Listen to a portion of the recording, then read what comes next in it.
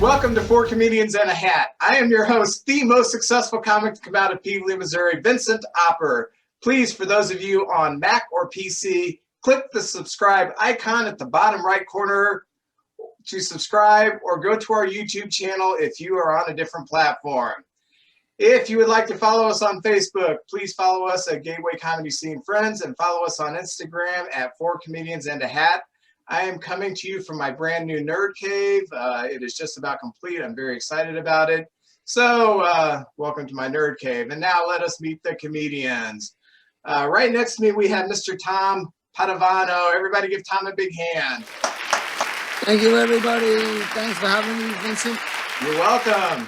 Tom hails from New York City. He has performed on cruise ships, at comedy clubs, private parties, and places beyond description. Could you please describe one of those places? No, you can't, because they're beyond description, right?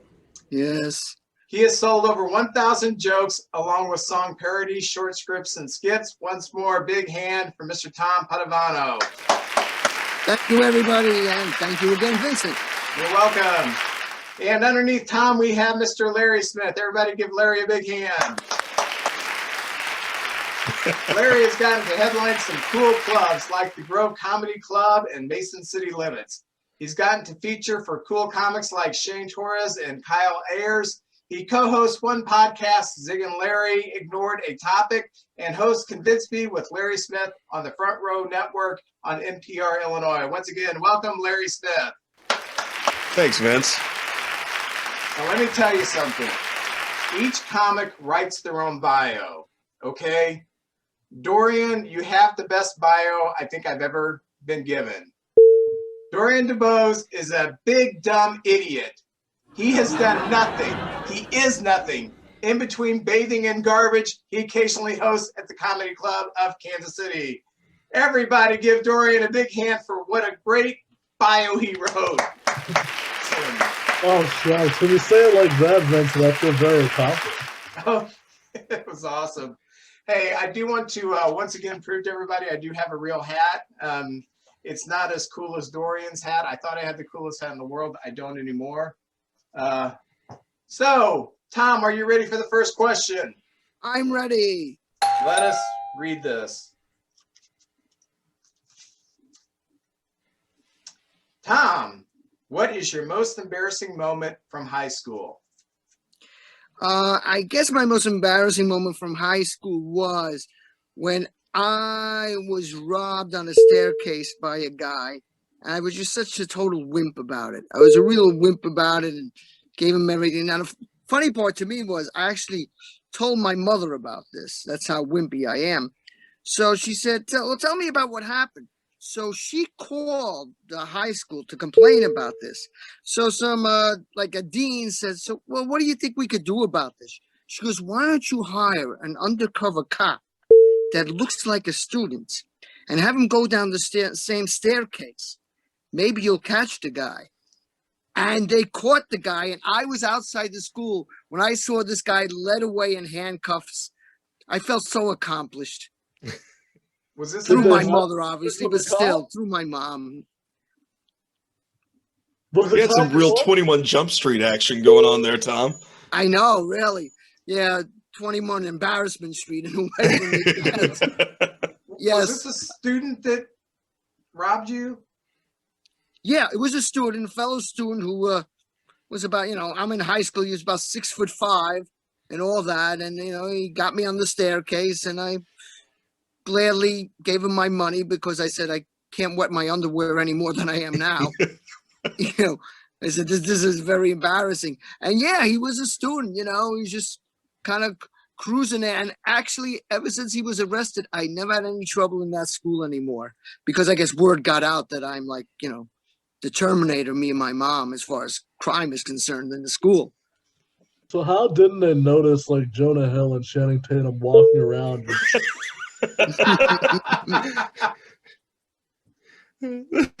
Those high school students look 35. Yeah, he did. He did. Maybe he was. He just held back multiple years. We had one of those guys probably in third grade was excused for jury duty, I mean? one of those types. So it just kind of like stayed with him, you know. When you using Grecian formula in high school, it's not good. This is a suburban school. Why is he wearing a bulletproof vest? I should have been the one with the bulletproof vest. I mean, I was so scared, but I guess it ended well, and I stopped the crime spree. Well, my mom, by making that wonderful call and say, get an undercover cop and all that. So that was embarrassing, though thrilling. I can tell kind you of like this. my life. My mom wouldn't have done that. She would have told me, don't be a pussy. If he tries to rob you again, smack him. And I would have got my ass kicked. Yeah. Yeah. All of us probably, yeah. Now, my most embarrassing moment from high school, there was a local cable station that would broadcast the football games. And I was a running back because, believe it or not, I used to be athletic. And we had to punt the ball. Well, I always left and someone came in for punting, for the punt team. Well, that guy was hurt or something, so they told me to get back out there. And they told me to line up on the opposite side or next to the tackle. I had played football for 4 years, and I had never lined up anywhere except in the backfield. So naturally, I'm like off the line and we get flagged. And I had no idea that I was one flagged because, too many people in the backfield, So we set up the punt again. I get flagged again. And all this is on TV. And the coach is yelling at me, and I'm doing this like, what? And the camera just goes right on me. I was mortified. Were you good at in high school football with the kicking? Nah, I was a typical kid at a small high school who, I was fast. So if you were fast, you could be a running back. I hated getting tackled. It hurt. Yeah, right. I think it's wild, like Tom's most embarrassing memory is like being bullied. And yours most likely ended with you punching a nerd in frustration, then his mom calling the cops. There you go. I'm waiting to see if Larry had any embarrassing moments from high school. Oh, God. With all of it. The entirety of high school. All 6 years. I was the guy on the stairs. So I've actually never told this to anybody. So when anyone's like, when was your first time doing stand-up? I always block this out of my memory, but I'm going to tell you. The most embarrassing thing from high school was also the first time I was told I could do stand-up. I was not prepared. We were at I was one of the cool kids. I was on an art trip because I was, in art classes and the president of the drama club. I was a real puss mag, and so we were at this art conference and we were waiting for the speaker to show up, and for whatever reason, we're all in our tables, and somebody jokingly, one of the other students running this, was like, "Hey, anybody got any talents? Anybody?" Just jokingly, "Who's a stand-up comic?" And my entire table looks and goes, "He is." And I'm like, "I'm not. I'm not. Because I'm like, I'm funny. I'm constantly being a jerk all through class. I'm a smart ass." But they're like, "No, go up and do some stuff." And so I go up there, and I think I made a couple really good quips, and then I started just eating my own ass. It was so bad. I mean, because you can't make a 16-year-old kid go up in front of a giant room full of people with no material and expect it to be good. I was funny in context with what was happening at the time, but there was nobody feeding me information. Nobody was feeding me any line, and I don't know if I've ever sweat so much in my life which was good that I was that sweaty because it probably hid the tears better when I went back to my table. It was so, and the worst part was like the upperclassmen, because this was like the entire state of Illinois. We were at this conference, and the upperclassman that was running it just came up and like took the microphone from my hand, and he was like, "Nice try." And I just went and sat down at my table, and it was so I stayed in theater because my thought was, if someone else is writing my lines, I can do that, but I'm never doing that again. And then of course I've then obviously done that again and got over that moment. But my God, it was gut right. In fact, I'm ill talking about it now. So thanks for bringing it up, Vincent. You know Yale Hollander, don't you? Oh yeah. Yale has a very similar story. When he was in high school, he was on a trip, tried stand up, bombed, and then didn't do it again until he was in his 40s. So very similar. Okay, moving on. Larry, are you ready for your first question? Absolutely. You may have just answered this. What is the most flustered you have been on stage? Okay. Going into my junior year of high school, like I said, I did a lot of theater all through high school and then in college and then afterwards. But in high school, I was in a show where I got to be. It was the first time I was a lead, and this was for our small community theater in the area that I grew up. But it still felt big time to me. It was like the biggest thing I'd gotten to do. And I hadn't read far enough ahead in the script because I was just I memorized like, a scene at a time. We're gonna rehearse these scenes, so I'll memorize these scenes. And I got to the point where we had, and it was adults and kids, but I say kids, teenagers.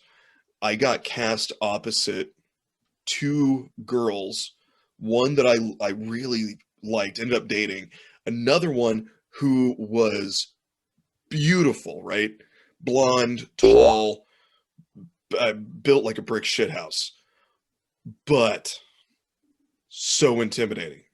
So it's like she was a sledgehammer. And I didn't read far enough ahead to realize I had to kiss both of them multiple times on stage. Here's where I got over the one. The other, her name was Kathy, who was the sledgehammer. Again, beautiful girl. But she comes up to me before our scene, our first kiss scene, and was like, "You're going to kiss me? You're going to do it backstage. We're going to get it over with, and you're going to stop being such a pussy about it." And I was like, okay.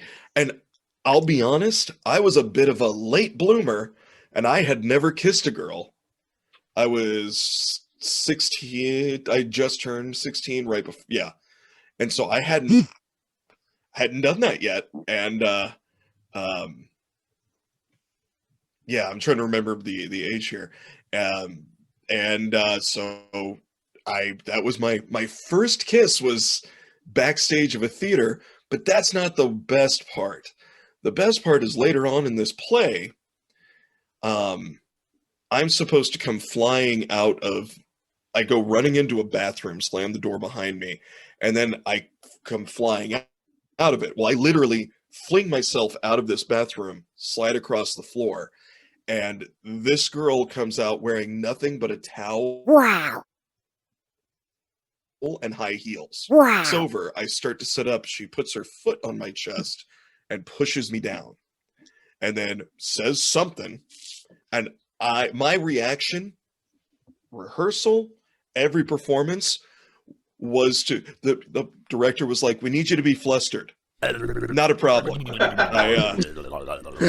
I completely blame that show and that scene for a lot of my sexual proclivities now, but that's probably a different story. But yeah, I was so just every night she would come out, put that high heel on my chest and shove me down, and the noise that would come out of me was just this combination of terror and excitement and embarrassment, which is exactly what the director was going for. So yeah, that's probably the most flustered I can say I've ever been.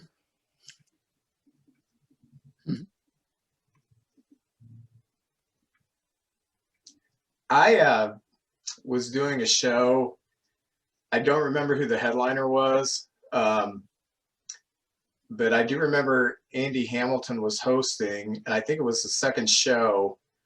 I got up, and you can only see so far with the lights, and so I start looking down at people, and I look down, and there is a lady who has the lowest cut shirt on I've ever seen. And I stopped in mid-sentence.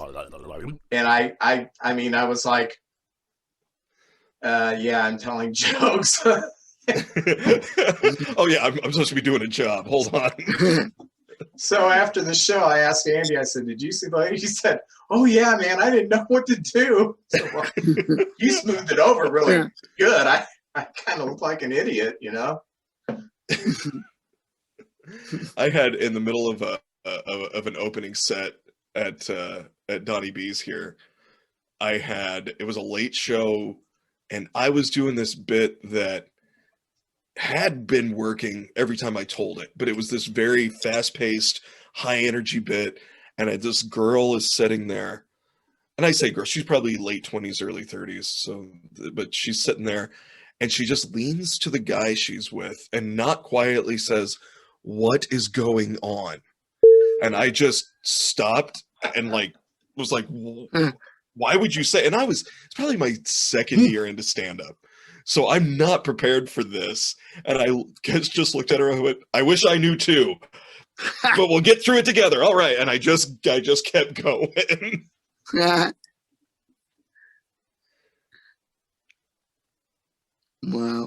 Wow. I remember my this was my first ever real book show. I was opening for Brad Ellis here at KC, and I don't know why now. I don't even tell people I do comedy now, unless I think they'll enjoy my comedy. Otherwise, my friends are blissfully unaware.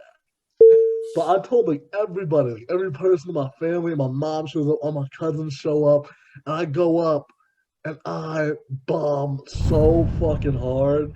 And it's that kind of bomb where I said something early that made everybody so uncomfortable. I was like, I want to leave, but I'm on stage for the next 5 minutes, and I'm just there. And if I thought I was eating shit before, now I'm just taking big heaping spoonfuls of shit to shove it down my throat. It's oh yeah, I'm having fun. Are you guys having a blast? And my entire family's watching in horror. And I get off after 5 minutes, and I go sit next to my mom, and she quietly whispers to me, "Are you sure this is for you?" Oh. And I think that was the second to last time she's seen me do stand-up. So one of these days she's going to be blown away, but it was not that day. I remember. Oh, go ahead, Tom. I'm sorry. No, I think the most flustered I got was actually at a senior citizens show. Because what senior citizens will do, they're not heckling you, actually. They're talking to you. I did a joke about, I don't know, because, oh, my nephew was just like that. And then whatever I would, oh, yes. And then the other senior citizens would run, yeah, my nephew does this. Oh, but mine does that. I don't want to yell at them. It's not like a heckler in a club where you might want to put them down and really, these are people in their 80s and 90s. And what do I say to them? So I'm really just kind of conversing with them, but I can't get into my act. I mean, I'm just discussing their nephews and their nieces but it was frustrating. And that I remember. It's just, how do you handle them? They don't mean harm, but it was frustrating. Yeah, I've done shows like that, and I just ended up talking to this woman about how we were going to go back to her room and get her fentanyl patches and OxyContin and just get to partying is what we were going to do. And then one of the old people were like, "You want to party? I got some acid." And I was like, Yeah. "I'm sticking around here all night." Ha. And by all night, I mean 8 p.m. when it's bedtime and everyone passes out. But Yeah, I'm right. sticking around. Right. This is the place to hang. Yeah, I wasn't on stage, but we were doing a show at the American Legion in New Baden. And we had Kevin Farley, he was headlining, and there was a lady who was drunk. And I started off the show as the host, and I didn't notice her. I guess she wasn't loud, and I just, did my time and, handed off. And I don't remember who went up next, but the third comic was Lucas Hinderleiter, and Lucas come up to me, he said, "Hey, there's a lady that's being rather loud." Okay. So Lucas went up there and he just shouted her down. And so my partner, Gary, said, "Hey, you need to go talk to that lady." For some reason, I didn't say, "You go talk to her," So all right, we'll get this rolling in a second, Dorian. I got your message. But I went up to her to tell her to be quiet, and she was drunk. She's like, okay, I'm sorry and everything. And for some stupid reason, I guess it's being a father for 30 years of 5 kids, I put my hand on her head and I said, "Thank you." "What are you doing? Put your hand on my head." "I'm sorry, man." Dorian, are you ready for your first question? I was born ready, Vincent. All right. What set of items could you buy that would make the cashier the most uncomfortable?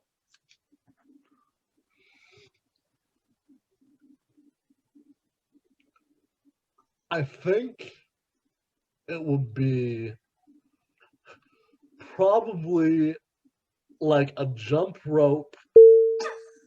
That's number one, jump rope. Cucumbers of varying sizes. And then like 7 different kinds of anal lube.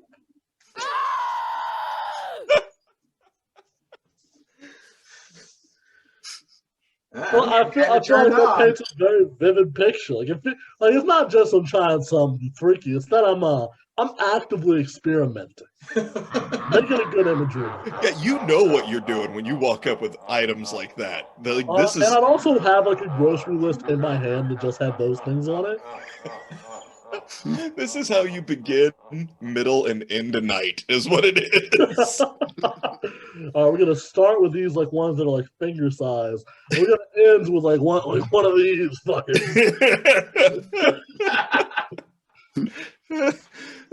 Maybe we need 2 jump ropes while we're at it.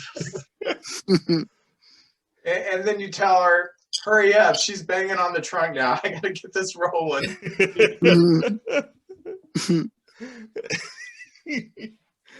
These child brides don't train themselves.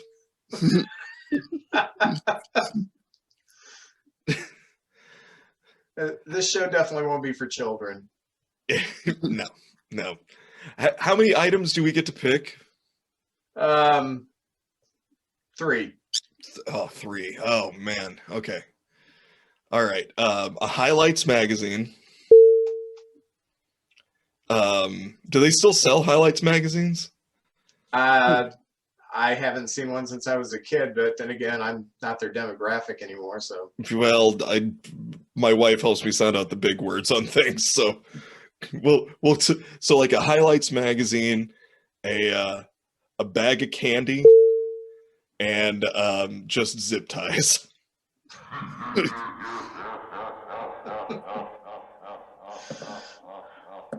Tom, do you have anything that's a little less creepy? Wow, I don't know. Wait, can I change my answer? Sure. All right. I would get a MAGA hat, an American flag T-shirt, and some zip ties.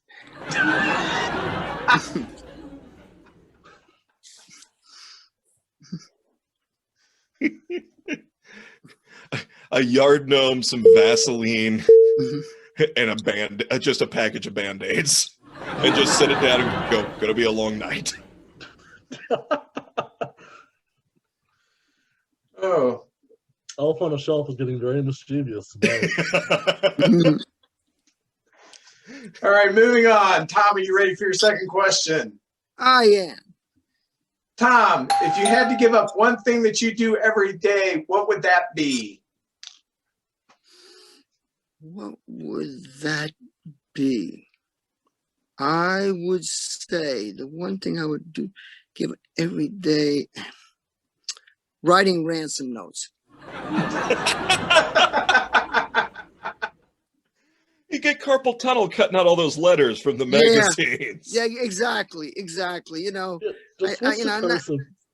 yeah. So I think that's, you know, it's eventually going to get me in trouble. Eventually. So that's all I could think of. You know, I would say, you know, brushing my teeth. No, that I'd lose a lot of friends. Changing my underwear. I don't really like changing them. I like the one I have. You know, so that's all I could think of right now. I mean, I'm not one, you know, I'm very habitual. I kind of do the same thing every day, and be very traumatic for me to give up, you know. Oh, maybe, you know, maybe I'd give up Cheerios. I I would do give, Cheerios every day. I'm extremely exciting. as a diabetic, I would give up insulin. Ha! I still, and it doesn't hurt, but I still have a phobia sticking myself with a needle. I still feel queasy every time I have to do it, and I've done it thousands of times. Yeah. Oof. All I could think of was heroin jokes, but I'm not gonna go there. I'm not gonna. I mean, I did. I mentioned it, but you know, fill in the blank. I'm not. Write your own jokes. It's a mad lib of heroin jokes at this point. So we're giving it up without any negative repercussions. Yeah, just something you could give up. Oh man, I mean, if it's a general breathing, so I can finally get some peace and quiet. Oh yeah, you're a big guy too, so I know you take those big like every now and then you just walk, you're like, what the fuck? You surprise yourself. Well, and I've started doing this weird, like, I don't know what it is, but where I sob when I want to laugh instead, and my only guess is that my body has given up finally, like my spirit did a long time ago. It's finally catching up. Yeah, where you're just standing there, you're just like, why am I gulping for air? I didn't even go up the stairs. Man, give up every day. Oh man. Like, for me it's easy because I've been trying to quit smoking anyway. And I'd give up smoking cigarettes so easy. Like, especially if you told me there's no repercussions, I can just like reset my body and not have nicotine addiction. Yeah. I would do that. Quit smoking, cigarettes, pick up crack. That's my goal. It's a great weight loss program. It is. So much energy. Yeah. Oh yeah. Yeah. Like, I knew a guy who snorted pre-workout. Instead of G fuel, it's C fuel. All right, Larry, are you ready for your second question? Hit me. If you were arrested with no explanation, what would your friends and family assume you had done? Fight.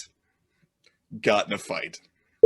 Really? Or close second, public nudity.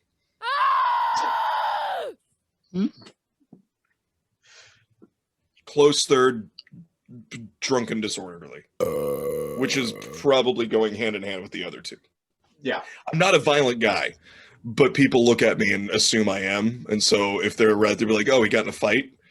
Like, nope, no, I bet that's just what people assume. I assumed we'd all have the same answer, that they would just assume we were black. You don't have that thing that happens, Larry, when like You get arrested and all your family's like, oh, it must have been the wrong part of Missouri. Yeah, all the time. Well, I drive a Prius, so yes, I know exactly what you're talking about. If I'm down south, the same thing. it is. Yeah, Tom, you ever just been walking around Harlem and you just notice the police are following you too closely? Yeah. Well, with a beard like this, they do. They get real close. They're like, there's something hidden underneath there. What is that? You got kids in there? Yeah. I think for me, it would be stalking an ex. Or it could be heckling at a sporting event, whatever the enemy team is. I used to, especially when I was young, yell stupid, crazy things. I remember once a teacher was there with his whole class, and I had the kids laughing, which is all I needed, but the teacher was very upset with me. So he wanted me to get thrown out of the arena, but it didn't happen. Y'all ever just start chanting the rival star player's home address? Ha! I never thought of that one. Right when they go up for the free throw. Yeah. 1659 Merriweather Lane. Oh. Yeah, you better miss the next one if you know what's good for you. Yeah, I got your address next. That power forward, I know where his mom lives. Wow. It's some real Michael Jordan shit right there. Is what that is. Oh, the 20 years ago, the super fan for the Washington Wizards, when Jordan was playing for the Bulls, was there, and he sat behind Jordan and read that book, Jordan Rules. It just slammed Jordan. He was just reading it out loud in Michael Jordan's ear. That was the greatest thing I think I've ever seen in sports as far as fan heckling. Yes. All right, Dorian, are you ready for the final question of the evening? Yes, sir. Yes, sir. All right. If you had to choose one animal to help you win a fight, which animal would you choose? Against who?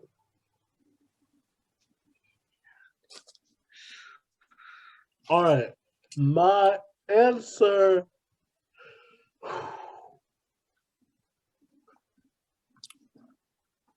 My answer is probably Deontay Wilder.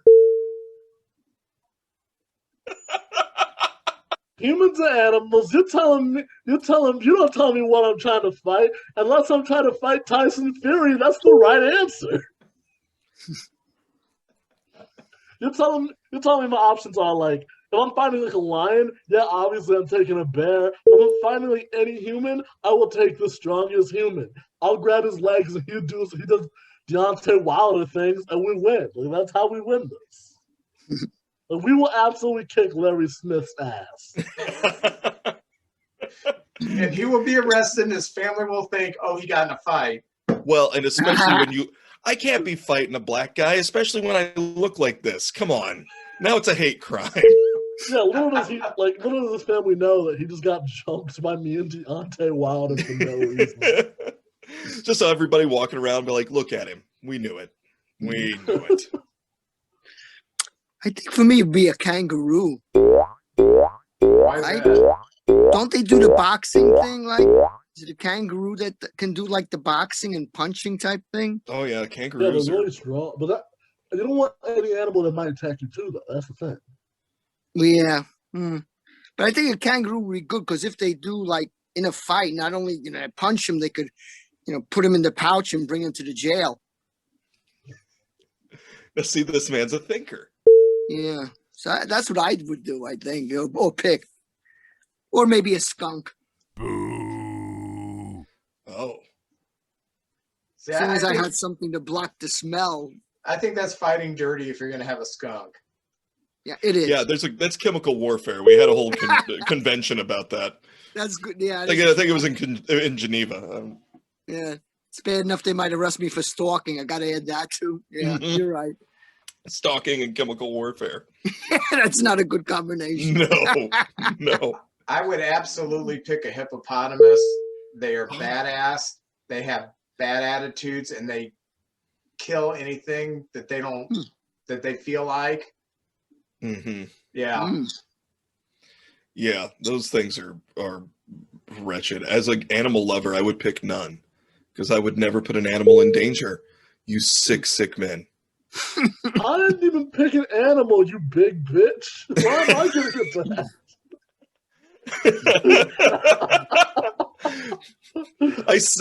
I said men, Dorian, not lovely humans like as yourself. Come on, you knew you were exempt because of the hat. Oh, shit. Go on. By the way, Dorian, I'm sorry about the Chiefs. Oh, don't even remind me. Does it still hurt? I don't even know how to get up in the morning. I lived in Kansas City from 88 to 91, and the Chiefs had been really bad, and then they started that run with DeBerg, and then they got Montana. So I kind of followed them ever since. And, yeah, it looked like a completely different team ran out there at Tampa Bay for the final game. So Yeah, it's hard to win a game when you're starting like a JV offensive line. yeah. But you know what? There's no excuse. There's no excuse from us, my team. I should have played harder. You should have got it. You should have had more heart, Dorian. You should have had more heart. Yeah. When they said that Eric Fisher was down with a leg injury, I should have gave him my leg. That's how I know I'm not a dedicated fan. Wow, that would have been a great story too. What's the most dedicated thing you've ever done for your sports team? Gave them a leg. Wow. It wasn't mine. It was one I had in a freezer down in the basement. On that note, we need to wrap up. Thank you to our comics. Once again, big hand for Tom Padavano. Big hand for Larry Smith.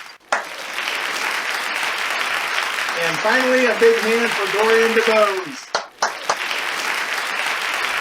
Remember to subscribe to our channel at Gateway Comedy Scene on YouTube and like us on Facebook and follow us on Instagram. Thank you.